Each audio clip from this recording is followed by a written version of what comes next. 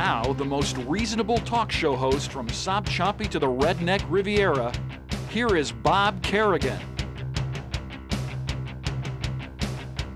And welcome again to Within Reason. I'll be with you for an hour tonight, perhaps taking a call or two as we go along. Tonight, we are going to look at this problem with the tankers, with the KC-45 tankers, and how our companies in this country got cut out of the deal. Well, let's go back and go to a story that came out in early July.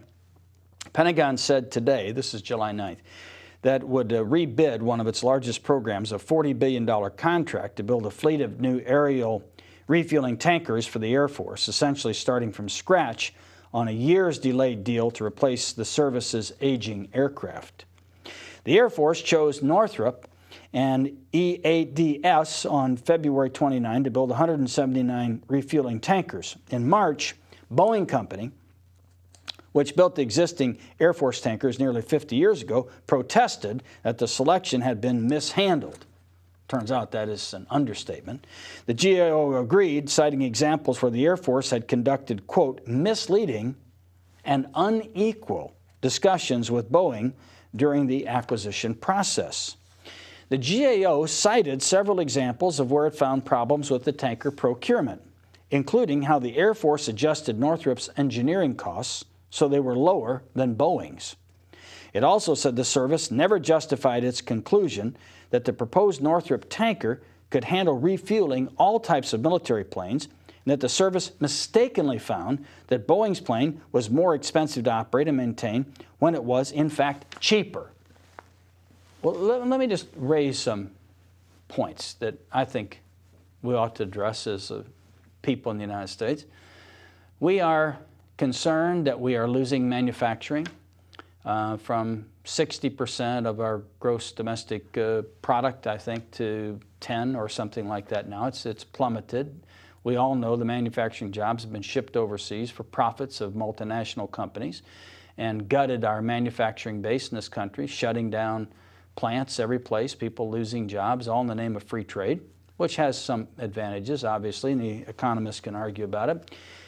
But one thing we've really done well in the United States, very well, is make airplanes. What is troubling about this, to me, is here is the pitch that's now on the radio in our area. The pitch is that 48,000 jobs are going to be created in the United States. There's no indication of the total number of jobs that are going to be created with this project, but they say they're going to give us, the Europeans are going to give us 48,000 jobs. I'm wondering now how much of this aircraft is being built in other countries. France, for sure, a good part of it. But what about the rest of it? Well, we're not hearing much. In other words, we don't hear anything from our congressman explaining how this aircraft is going to be put together. Just this pitch. It's going to be good for the South. In fact, the radio advertisements now running say it's going to rejuvenate the South.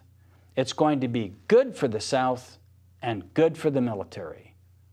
And parenthetically, to hell with the rest of the country, because the South is going to come out well. But what is really going on with the pitch? Well, I didn't know. I didn't understand it. How many jobs? What are we talking about? Then Jeff Miller says that Boeing, in fact, sends jobs out of this country, that they parcel out parts of their aircraft to other countries to fabricate parts. Probably true. I didn't know much about that. None of us knew much about it.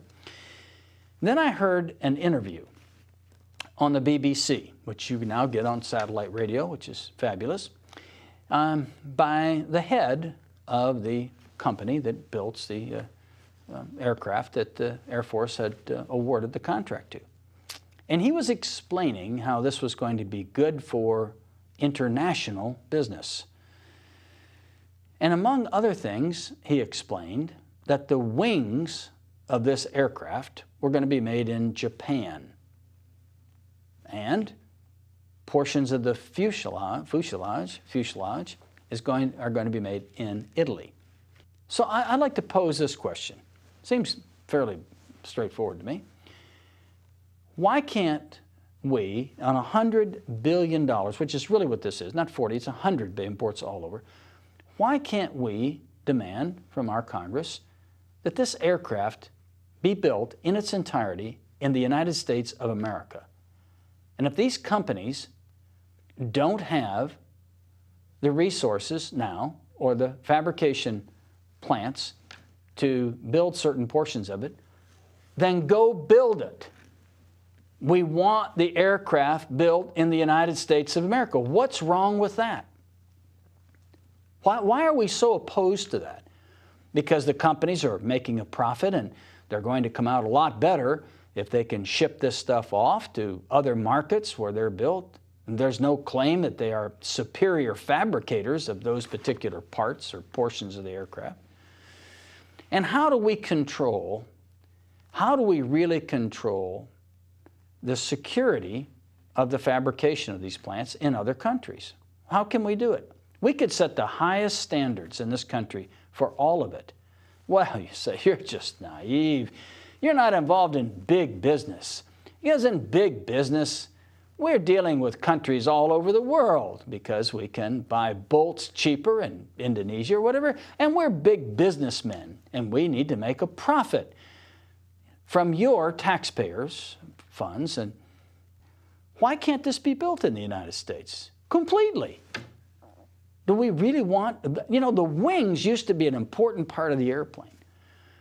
You can have a bad radio or something, a little static, and the seats can be uncomfortable.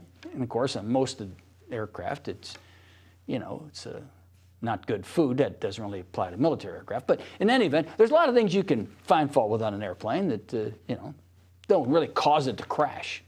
It's the wings. The wings seem to me to be like maybe one of the bigger, more important parts of the airplane. It keeps you up in the air.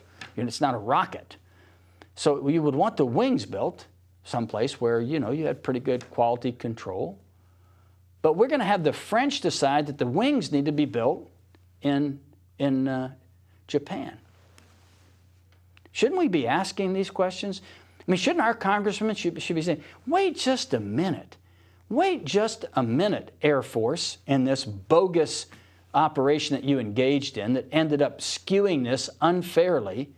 I heard this quote, the floating sense of honor, meaning that it's dishonorable if you get caught, basically the standard of the Republican leadership. President Bush is now being quoted as laughing and joking that Wall Street got drunk. Isn't that funny? He said they just got drunk and they took too much and he hopes they're going to sober up. But the president, in saying that, I think revealed something else, and that is this. The bar where Wall Street got drunk had the bartenders fired and removed from the bar, and an open bar was then permitted with nobody controlling how much people drank and giving them all they could drink for free. And that's the lack of regulation that the Bush administration has accomplished. There's no regulation. There's been an emasculation, just a destruction of regulatory authority in this country. That's what the Republicans wanted. That's what the Republican business community wanted. That's what Wall Street, the Wall Street Journal was demanding, was let the markets roar and let them do what they want to do. And the president said they got drunk. Well, the reason they got drunk was because the president of the United States lifted all controls over these business environs, and all hell broke loose. Thanks for joining me tonight. Thanks for your kind comments and calls and emails. This program will be rebroadcast Friday night at 10 and Monday at 10. We'll see you next week at the same time.